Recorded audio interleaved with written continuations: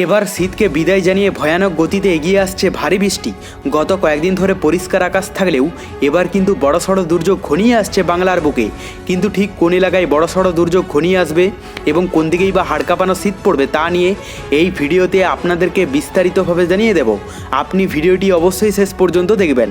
ভিডিওটি ভালো লাগলে একটি লাইক করবেন, আর এইরকমই লেটেস্ট ও হেল্পফুল ভিডিওগুলি সবার প্রথম দেখার জন্য আমাদের চ্যানেলটিকে সাবস্ক্রাইব করে পাশের বেল আইকনটি বাজিয়ে দেবেন। চলুন এক নজরে দেখে নেওয়া যাক। রাজ্যে যাকে শীত এখন ফিকে, যাকে শীত আর ফিরবে না বলে অনুমান আবহাওয়াবিদদের। তবে কুয়াশার দাপট আগামী কয়েকদিন বজায় থাকবে বলে জানিয়েছে আলিপুর আবহাওয়া দপ্তর। উত্তরবঙ্গ ও দক্ষিণবঙ্গে সকাল থেকে দেখা মিলবে কুয়াশার। বিশেষ করে উত্তরবঙ্গের জেলাগুলিতে ঘন কুয়াশার কারণে দৃশ্যমানতা মারাত্মকভাবে কমে যাওয়ার আশঙ্কা করা হচ্ছে। আবহাওয়াবিদদের মতে পশ্চিমী ঝঞ্ঝা উত্তর ভারতের উপর দিয়ে অতিক্রম করার ফলেই রাজ্যের আবহাওয়ার এই পরিবর্তন। তার প্রভাবে পাহাড়ি এলাকাগুলিতে মেঘ জমার প্রবণতা বেড়েছে। দার্জিলিংয়ে তুষারপাত কিংবা হালকা বৃষ্টি হতে পারে। অপরদিকে দক্ষিণবঙ্গে শীতের প্রভাব অনেকটাই কমে এসেছে। রবিবারের মধ্যে তাপমাত্রা সামান্য কমতে পারে, তবে সেই ঠান্ডা দীর্ঘস্থায়ী হবে না। আগামী সপ্তাহে ফের পারদ ঊর্ধ্বমুখী হবে বলে পূর্বাভাস। দিন ও রাতের তাপমাত্রা স্বাভাবিক অথবা স্বাভাবিকের চেয়ে কিছুটা বেশি থাকবে। তো এরপর আমরা যদি লাইভে বৃষ্টির খবরটা দেখে নিই, প্রথমে আমরা যদি পশ্চিমবঙ্গের দক্ষিণবঙ্গের এলাকাগুলোর কথা বলি, তো এখানে কলকাতা থেকে শুরু করে দক্ষিণবঙ্গের প্রত্যেকটি জেলার আবহাওয়া পরিষ্কার থাকবে। কোথাও কিন্তু বৃষ্টির সম্ভাবনা নেই সকালের দিকটাতে। আর উত্তরবঙ্গের মধ্যেও কিন্তু দার্জিলিং থেকে শুরু করে মোটামুটি উত্তরবঙ্গের সমস্ত এলাকার আবহাওয়া পরিষ্কারই দেখতে পাওয়া যাচ্ছে। বাংলাদেশের মধ্যে সমুদ্র উপকূলবর্তী এলাকা এবং ভিতরের এলাকার মধ্যে কোথাও দুর্যোগপূর্ণ আবহাওয়া নেই। দুপুরের দিকটাতেও মোটামুটি একই থাকবে, খুব একটা চেঞ্জেস দেখতে পাওয়া যাচ্ছে না, এবং রাতের দিকেও নতুন কোনো পরিবর্তন নেই। তো বলা যায় আজ সকাল থেকে রাত পর্যন্ত পশ্চিমবঙ্গ সহ বাংলাদেশের সমস্ত এলাকার আবহাওয়া সম্পূর্ণ পরিষ্কার থাকবে।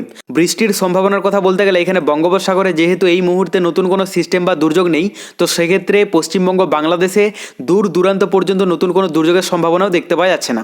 কিন্তু আমরা মেঘলা আকাশটা যদি দেখে নিই তাহলে এখানে দেখতে পাবো বৃষ্টির সম্ভাবনা না থাকলেও মেঘলা আকাশ কি থাকতে পারে।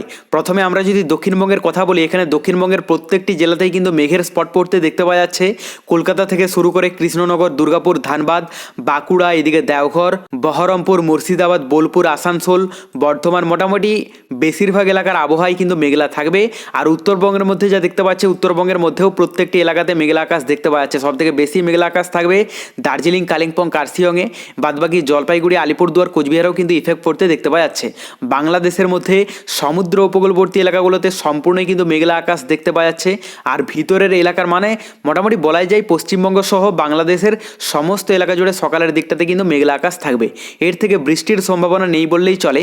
দুপুরের দিকটাও একই দেখা যাচ্ছে, খুব একটা চেঞ্জেস নেই। মানে বলাই যায় আজ সকাল থেকে রাত পর্যন্ত পশ্চিমবঙ্গ সহ বাংলাদেশের সমস্ত এলাকার আবহাওয়া মেঘলা থাকবে। এরপর আমরা তাপমাত্রাটা দেখে নেবো যে নতুন কোনো চেঞ্জেস এসেছে কিনা, কারণ গত কয়েকদিনের তুলনায় তাপমাত্রা অনেকটা অংশেই কমে গেছে। কনকনানি ঠান্ডা হওয়া সেই রকম অংশের নেই। দক্ষিণবঙ্গের মধ্যে যা দেখতে পাওয়া যাচ্ছে তাতে কলকাতাতে 28 ডিগ্রিতে চলে যাবে এবং বাদবাকি বেশিরভাগ এলাকার তাপমাত্রা থাকতে পারে 27-28 ডিগ্রির মধ্যে। আর উত্তরবঙ্গের মধ্যে যা দেখতে পাওয়া যাচ্ছে তাতে দার্জিলিংয়ে 17 ডিগ্রিতে চলে যাবে, কালিম্পংয়ে 20, কার্শিয়ংয়ে 19, আর এদিকে জলপাইগুড়ি, আলিপুরদুয়ার, কোচবিহারে মোটামুটি 25-26 ডিগ্রি দেখতে পাওয়া যাচ্ছে। বাংলাদেশের মধ্যে সমুদ্র উপকূলবর্তী এলাকাগুলোতে মোটামুটি 24 থেকে 26 ডিগ্রির মধ্যে থাকবে।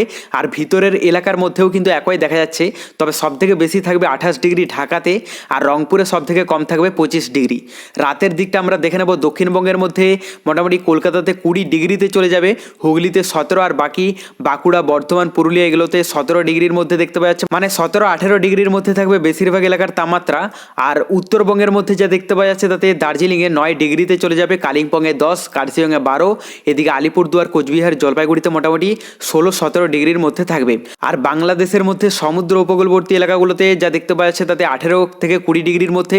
ভিতরের এলাকার মধ্যে অধিকাংশ এলাকার তাপমাত্রা থাকতে পারে 16 থেকে 18, 19 ডিগ্রি। তবে ঢাকাতে সব থেকে বেশি দেখা যাচ্ছে 19 ডিগ্রি সেলসিয়াস, আর সব থেকে কম থাকবে রংপুরে 16 ডিগ্রি। তবে পরবর্তীতে বঙ্গোপসাগরে নতুন কোনো দুর্যোগের আভাস পেলে আমরা আপনাদেরকে লাইভে জানিয়ে দেব। তার জন্য চ্যানেলটিকে সাবস্ক্রাইব করে রাখতে ভুলবেন না।